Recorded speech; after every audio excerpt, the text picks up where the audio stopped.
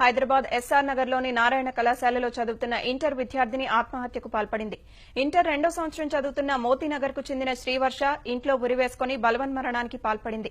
ఫీజుల కోసం కళాశాల ప్రిన్సిపల్ వేధింపుల వల్లే తన కుమార్తె ఆత్మహత్యకు పాల్పడిందని విద్యార్థిని తల్లి ఆరోపించారు. ఈ క్రమంలోనే శ్రీహర్ష ఆత్మహత్యకు నిరసనగా కళాశాల ముందు విద్యార్థి సంఘాలు ఆందోళన నిర్వహించాయి. బాధ్యులైన కళాశాల లెక్చరర్, ప్రిన్సిపాల్ ను వెంటనే విధుల నుంచి తొలగించాలని డిమాండ్ చేశారు.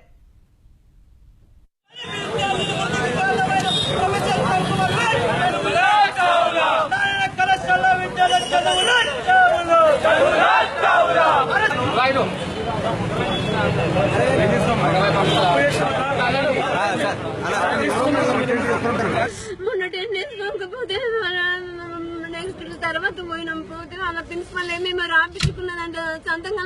దానికి ఏం పని లేదు. ఆ ప్రిన్సిపల్ ఎప్పుడు పిల్లల జీవితాలు ఎప్పుడు ఫీజులు దానికి వేరే స్టూడెంట్స్ వస్తాను కానీ నాకు నా బిడ్డ వస్తుందా ఈ రోజు చెప్పండి వస్తున్నా సార్.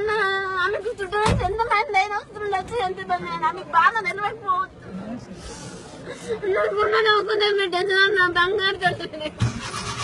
ఒక్కరు కానీ నాకు ఈ రోజు తెలిసిపోవాలి నా బిడ్డ తప్ప వాళ్ళ తప్ప.